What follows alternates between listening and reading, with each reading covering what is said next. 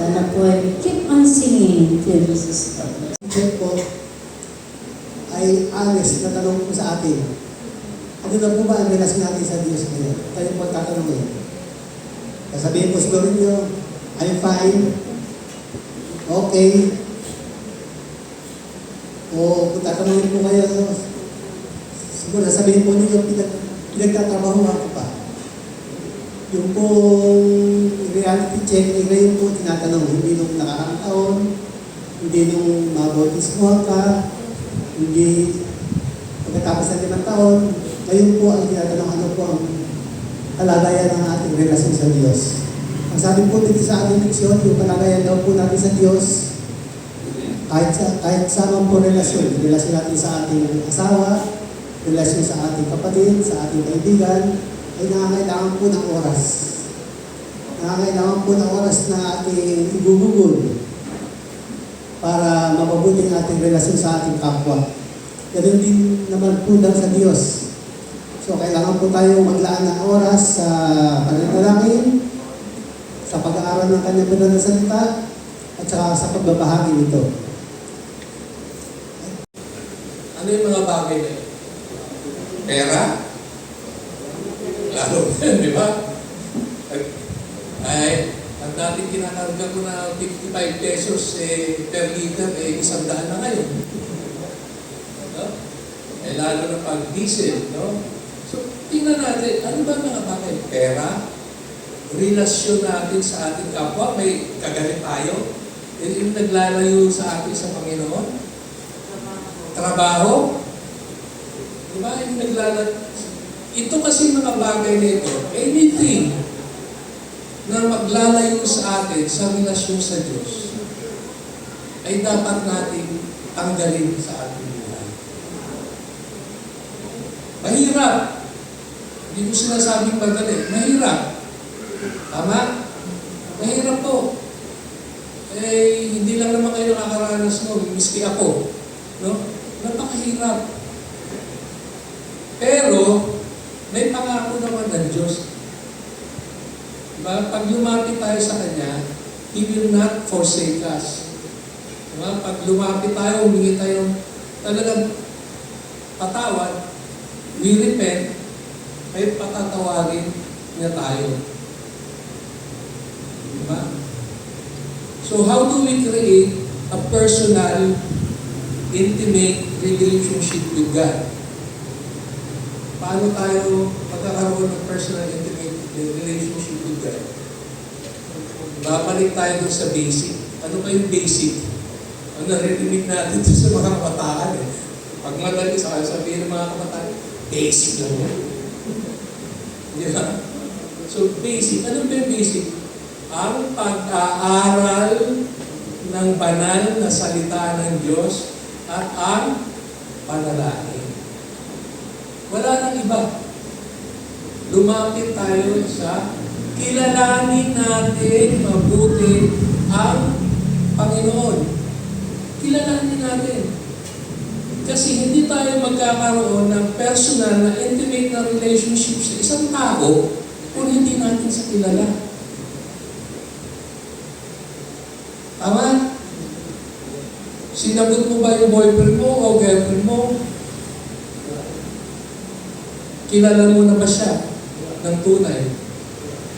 Sabi nga sa atin, you cannot love somebody that you don't trust. So paano mo magtatrust sa isang tao? Kilalanin mo yung tao. Paano tayo magtitiwala sa Diyos? Kilalanin natin ang Panginoon Jesucristo sa pamagitan ng pag-aaral. Sabi nga sa atin sa John chapter 17, pakabanalin mo sila. Ito yung panalangin ng Panginoon sa Ama niya. Sa Ama. Pakabanalin mo sila sa pamagitan ng iyong salita. Sapagkat ang iyong salita ay siyang katotohanan. So, paano tayo pakabanalin? Sa pag-aaral ng salita ng Diyos. Kilalanin natin ang author ng Biblia. makikilala natin ang Panginoon at magkakaroon tayo ng personal at intimate na relasyon sa Diyos. Yun ang po.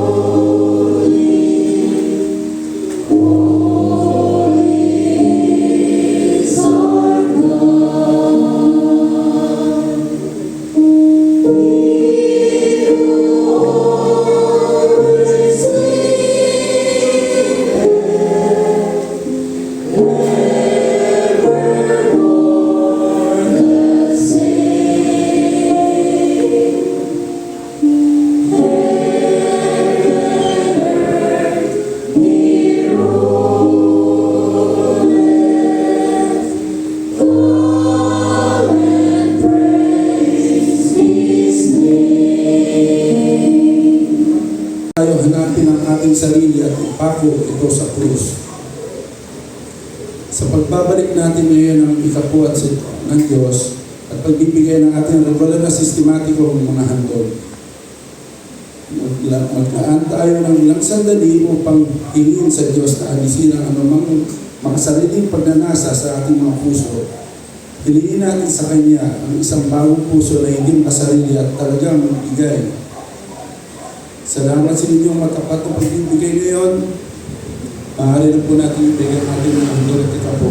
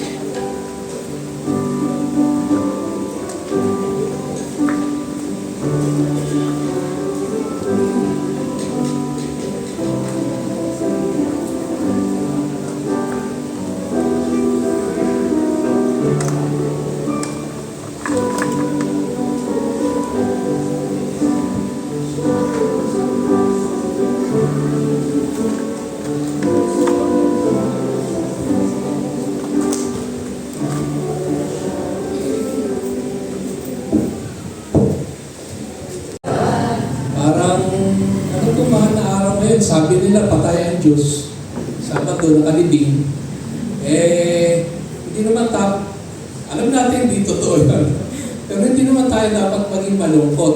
No? Siguro ganito na lang mga kapatid, lahat ng members ng iglesia, ng Pilar Church, Seventh-day Adventist Church, pwede bang tumayo? Lahat ng members. Oo, marami-rami. Ibig sabihin, lahat ng nakaupo ay mga bisita. Pwede bang kamayan natin yung ating mga bisita? I-welcome natin sila sa Pilar Adventist, Seventh-day Adventist Church.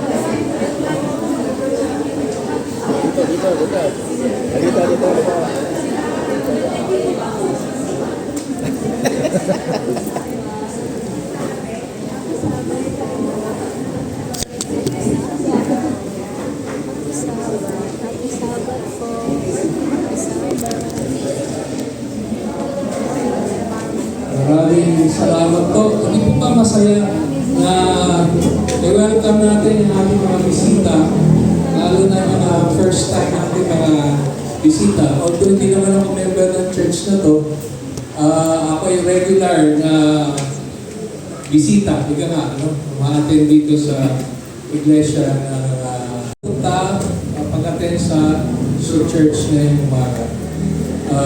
Sa aking mga kasimanwa, mga Ilonggo, sino ba mga Ilonggo dito? Maayong aga sa inyong tanan, sa mga maayong buntag, sa mga kaibigan nating mga Bisaya, no? Sa aking pinagtrabahuan sa Cagayan Valley Adventist Hospital sa Santiago, Isabela, no? Na ibang na bigat kada kayo amin. Meron pa ba? Wala na.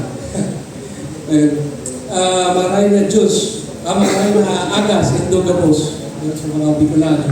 Ang ating pag-aaralan, kasama niyo po ako mag-aaral nito, I am for Gospels. Dahil may +1.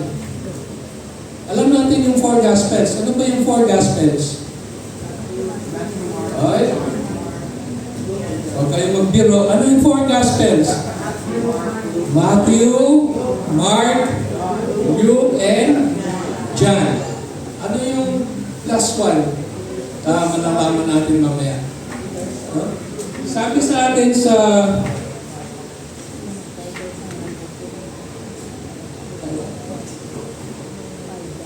John, yung binasa kanina, na maraming, kung kikwento natin ang buhay ng Panginoon, ay kulang daw ang mundo para isulat yung buhay ng Panginoon. So, simulan natin 4 Gospels. Ang karamihan nagsasabi sa atin, ito ang the good news. Magandang pabalita. Okay? Ang 4 na Gospel na ito ay nagsasabi sa atin tungkol sa buhay, actually, tungkol sa panganakan ng ating Panginoon, tungkol sa kanyang buhay, tungkol sa kanyang ministry or ministries. Marami siya kasi ministry. No? Nagpapagaling, ano ba? Nagbabalita ng salita ng katotohanan, ng salita ng Diyos, yung kanyang trials. Ano yung trial? Ano yung trial? Hindi ba tinrial siya? Ang kanyang pagkamatay at ang kanyang resurrection. Diba? Ayun. Sa ang Matthew, sinasabi, ang buod ng Matthew ay pinapakita sa atin na ang Panginoong Jesucristo, siya yung Messiah. Siya yung promise na descendant ni King David. Kung titingnan natin yung genealogy, siya ay nanggaling doon sa pamilya ni David. Sa pamilya ni David. Matthew tells us about Jesus. Ang emphasis ng Matthew ay yung ang Panginoong Jesus ay siya yung Messiah. Siya yung tagapagligtas. Siya yung anak ng Diyos. Siya yung hari ng sanlibutan. Siya yung pinangakong Savior. Yun ang Matthew. By the way, ito hindi ko na pa hahabaan. Matatapos na tayo ng 10 minutes. 10 minutes before 12. Ang Mark naman, ang sabi, ito yung pinaka-maiksi among the Gospels. Siya yung pinaka-maiksi. Ang tutok naman ng Mark, miracles ni Jesus Christ, yung mga miracles na ginawa niya, ang betrayal niya, yung pagkamatay niya, ay resurrection niya. At commission. Ano yung commission? Mission o yung habilin niya sa atin. Ano yung habilin niya sa atin? Na tayo ay magiging disciples. magiging disipulo. No? Ang focus ng Mark, sabi, two important characteristics of Jesus Christ. His authority as the Son of God and His compassionate service to people, particularly ang mga miracles, yung pagpapagaling. Pasensya na kayo dito ako tumingin kasi hindi ko mabasa yun eh. Malabo na para sa akin. No? Sumunod ay ang Luke. The Son of Man has come to seek and save that which was lost. Ang Mark ang pinakamaiksi, ang pinakamahaba naman na gospel ay ang Luke. Pinakamahaba na gospel. The longest of the four gospels. Ang sinasabi natin naman dito, ang sinasabi naman ay Luke records miracles, sermons, conversations, and personal feelings ng Panginoon. Bakit? Kasi ang Panginoon nasasaktan din. Kaya alala nyo yung, ano yung pinakamaiksi na verse sa Bible? Jesus wept. Umiyak ang Panginoon. So meron siyang feelings, kagaya natin. Kasi nung nandito siya ay nagkatawang tao. Okay? The book of Luke shows who came to seek and save the lost. Luke, Jesus indeed long-awaited Messiah. He is also the Savior of the nations. Kasi expected ng mga Jew. Pero alam ng Jew na mayroon darating na tagapagligtas. Hindi nila ina-expect na yung Panginoon na yun. At ang panghuli, ang gospel ng John. John, the fourth and last gospel account of Jesus' life in ministry. In the New Testament, John focuses ito. Sabi ko, ano ba yung pronunciation nito? Kasi kung babasahin natin, deity, di ba? Deity. Ang chinek ko yung pronunciation niya sa deity. Deity. Napakahirap naman. Anyway, focuses on the deity of Christ o yung pagka-Diyos niya more than the three, Matthew, Mark, and Luke. Dito sinasabi ni John na Jesus is the Son of God and God Himself. Yun yung gospel ni John. Okay? Now, ano yung plus? Ano yung fifth gospel?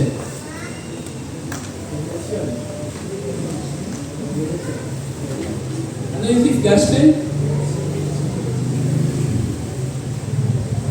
Let your light shine before man that they may see your good work and glorify your Father which is in heaven.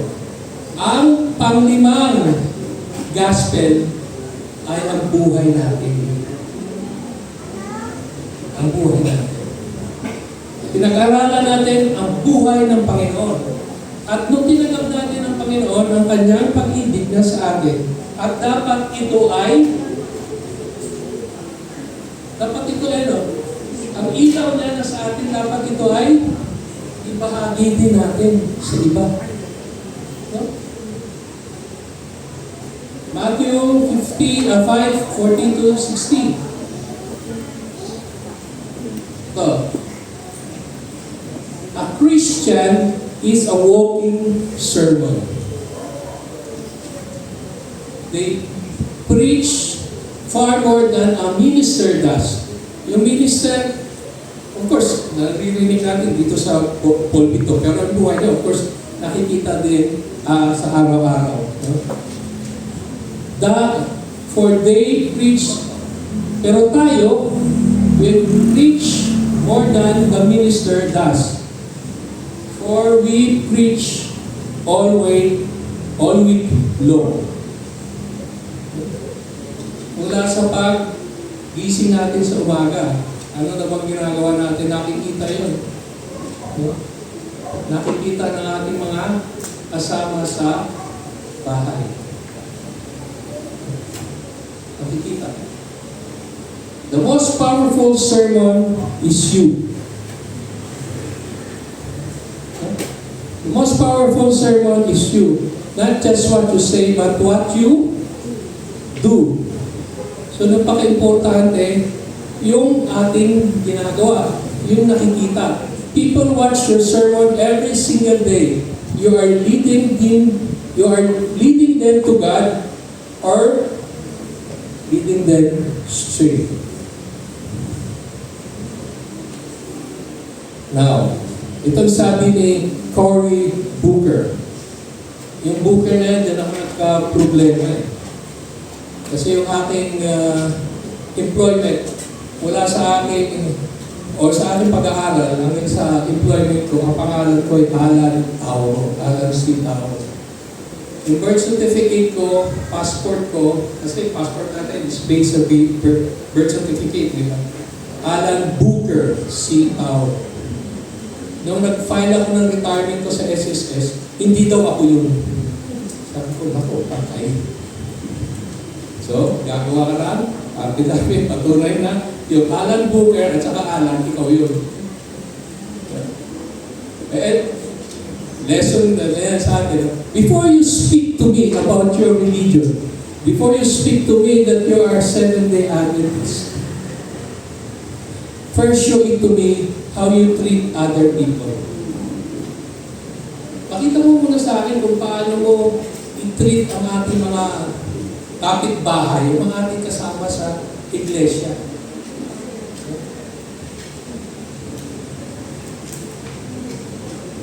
Before you tell me how much you love your God, lagi natin sinasabi yan, God, I love you. Jesus, I love you. Show me how much you love lahat ng anak ng Panginoon. It's a challenge to us. No? Sa atin. No? Bago natin sabihin na, "Uy, Sabatista ako," pakita mo muna sa akin. Mahal ko ang Diyos. Paano? Pakita mo sa kapwa. Nagagawa ba natin ito? Yun palagi ang tanong eh. Remember, we are the fifth gospel. Sa Ellen G. White State, ang pamagat, let your light shine. If you walk in the light, you can very well be a light bearers to the world. Do not seek to accomplish some great work. Hindi natin kailangan yung hindi ko sinasabing hindi importante. No? But, hindi natin kailangan magtunda,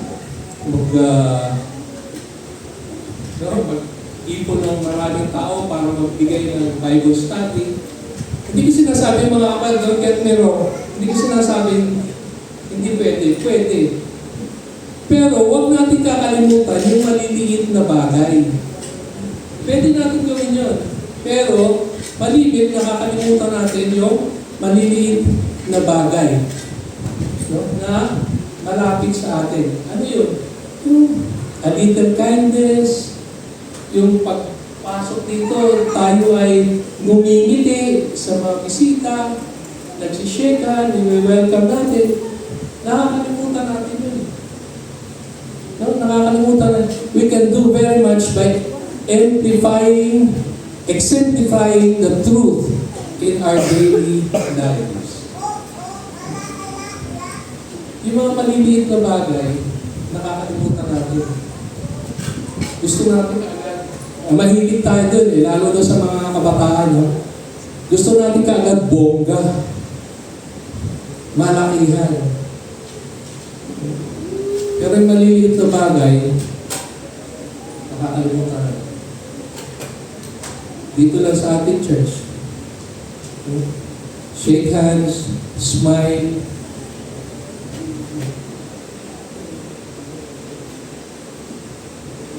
Yung sometimes may nakakasalubong tayo, nakakailangan na hindi pera, kailangan ng tulong. Kailangan alert tayo sa mga bagay na yan.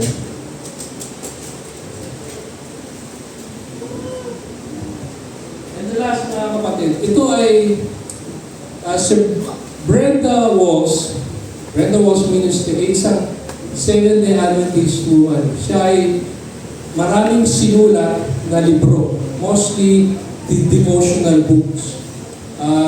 Recently, I think 2 years ago, pumunta sa rito. No? Nagsalita siya sa AUP. Nagpapadala sila ng devotional everyday. So nakakatanggap ako ng devotional na ito at sinishare ko rin sa maraming tao.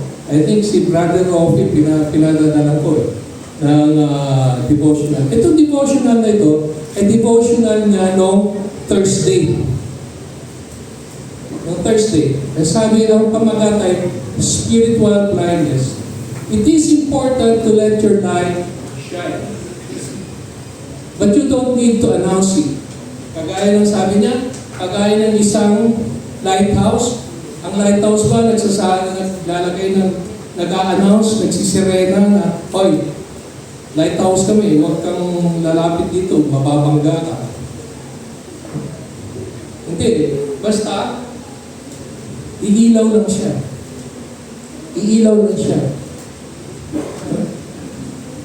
They just shine, and so should we. The best way to shine your light is by living the truth na meron tayo. Ang katotohanan na meron tayo. Be a living witness as follower of Christ, for people may not read God's holy word. Marami ito, mga kapatid. I've experienced this many times. No? Alam niyo naman, retired na, but I'm a part-time professor, no, sa college, at the same time sa graduate school. Pag tinanong ko, sa graduate school, I usually teach leadership. So, pag tinanong ko, isang leader ay kailangan din malapit din sa Diyos. Otherwise, the decision ay mali. No? So, isang leader, sabi ko, dapat malapit ka rin sa Panginoon in order for you to have right decisions. Tinatanong ko, ilan sa inyo dito may Bible sa bahay? Lahat. Ilan sa inyo regularly binabasa yung Biblia? Swerte ka na pag may tumaas na isa.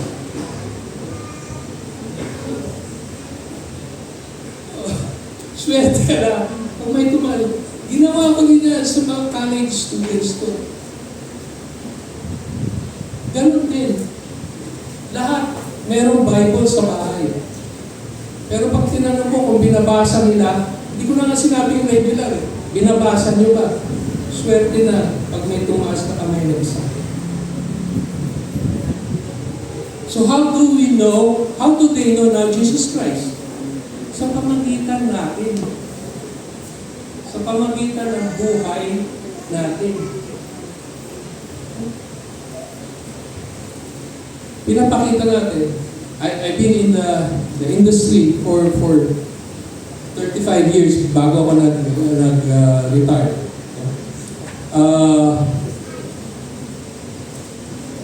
Siguro I established something there. No? Kasi kahit sa school, mga kapwa ko professors, pag merong, may handa, may ganito, palagi sa, anong handa? Ay naku, bumili kayo ng isda. Kasi hindi yan kakain si Sir. Ang tawag nila lahat sa akin Sir. Kasi siguro senior na ako, kaya tawag nila sa akin Sir. Kahit may mga doctorate na yung iba eh. Ang tawag sa akin nila Sir. Ay, hindi yan kakain si Sir Paulo. Naku, sabi nila, bumili kayo ng isda. Or basta walang or or maminasal. Ano yan? Kasi hindi sa kumakain yan. Ang problema sa ating mga kapatid ay meron tayong minsan na nakakalimutan na meron isang kwento, naglalaro mga Adventist. Naglalaro sa sa NPUM. Sa NPU, sa mission dati, conference na kayo. Naglalaro ng tennis. Nagpabili sila ng pansit na luto. Pagdating ng pansit, may hipon. Bakit ano yan? Kakainin mo ba yan? Hindi.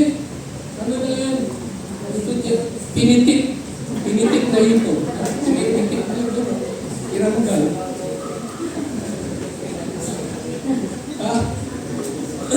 Natatawa tayo, pero nangyayari. Bumili ka ng pansit. Di ba? Merong hipon sa taas, tapos may hipon.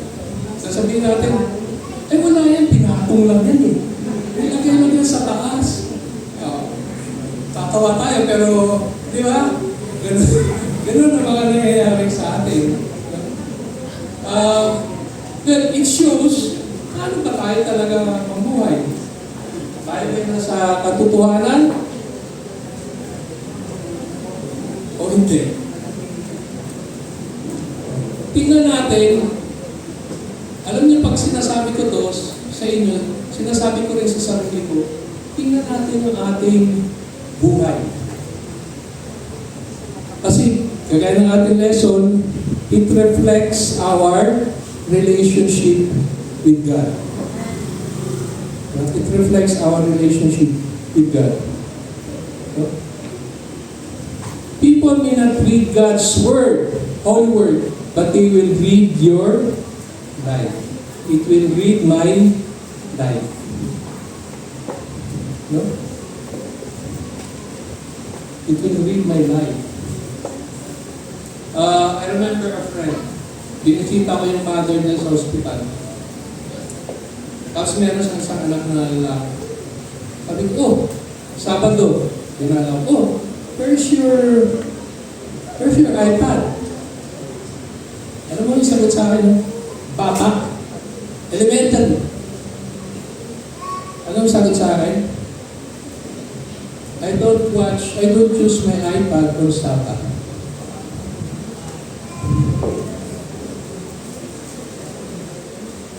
I don't use my iPad on Sabbath. Merong, ewan ko kung napanood nyo sa FB, merong isang direktor sa Amerika, Seventh-day Adventist. Ang sinabi niya, in-interview siya ni Oprah. Sabi niya, I don't open my emails on Sabbath. I don't open my laptop on Sabbath. After ng Sabbath, doon ko nakita, ang dami ko ng messages. But they know that I don't. Interview si Cesar Montano. Napanood niyo yung interview niya. Ano sinabi niya? Noong una, hirap na hirap siya makakuha ng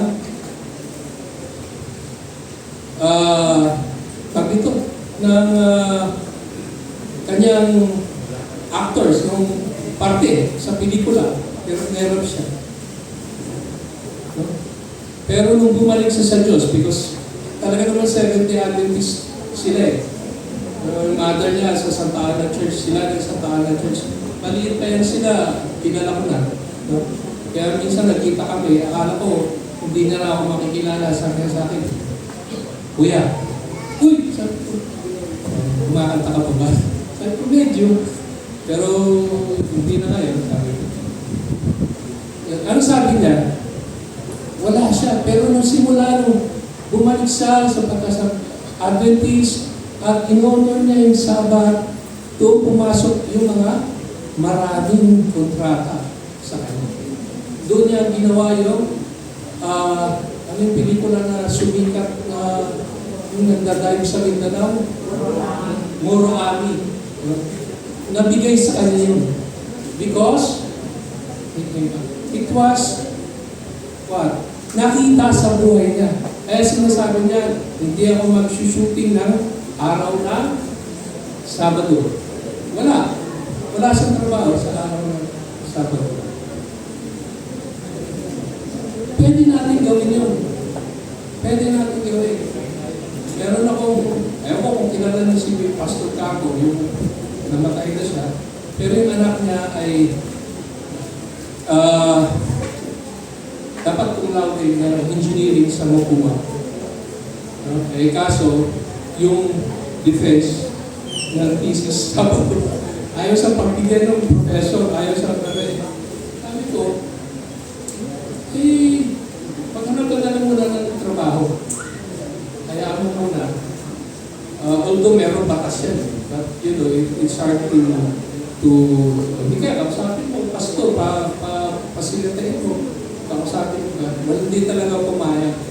Sabi ko, papayaan mo muna, let it pass. After a year, pumayag na yung professor. So, nakagraduate, recently, nag-graduate na siya. Nakamarcha na.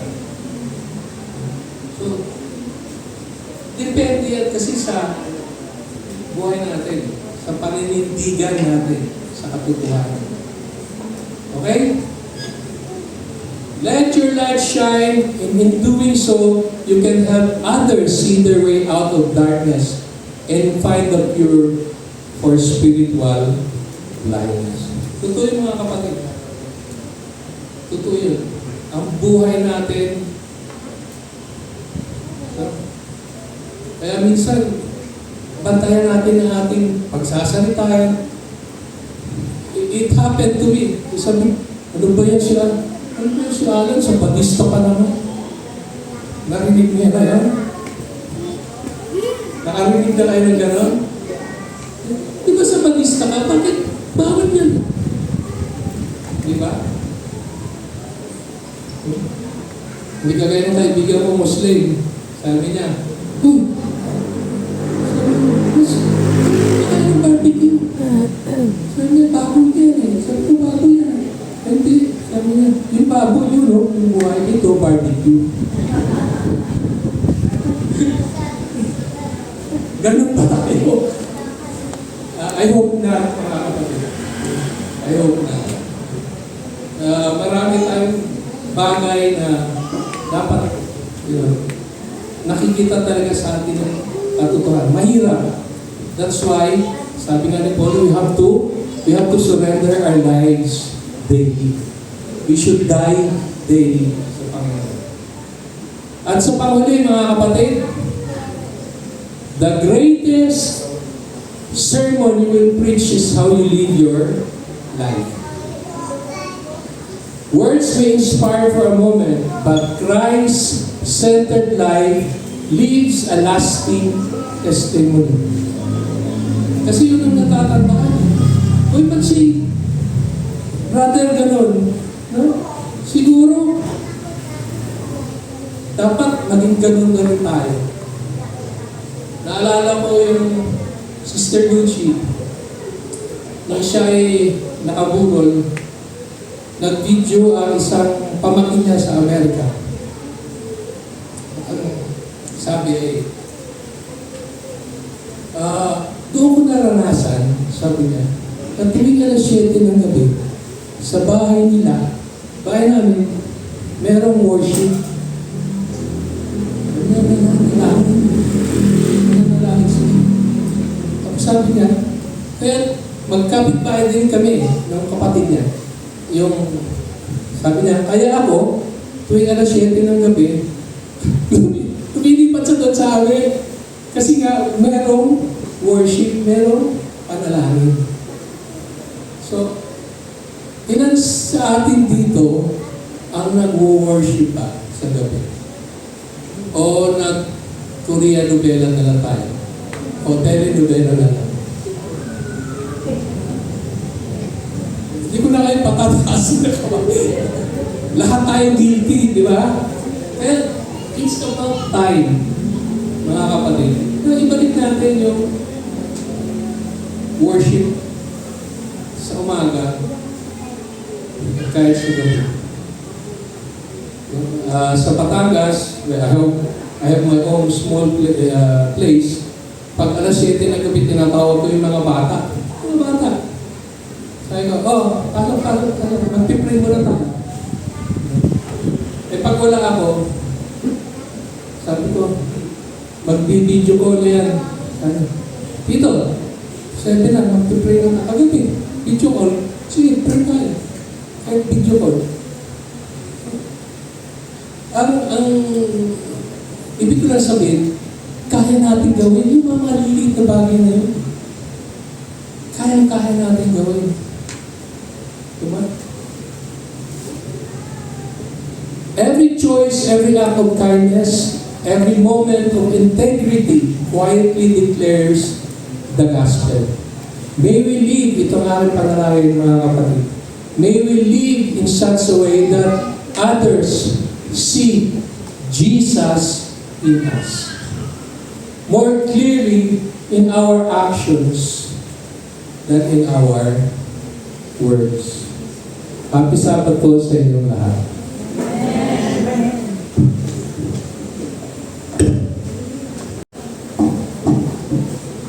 Tayo po ay tumayo, tayo manalangin. Heavenly Father, we thank you for the lesson, for the reminders that you have given to us this morning.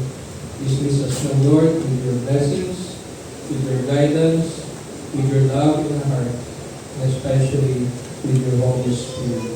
Thank you, Lord, for leading us in our prayers. In Jesus' name we pray.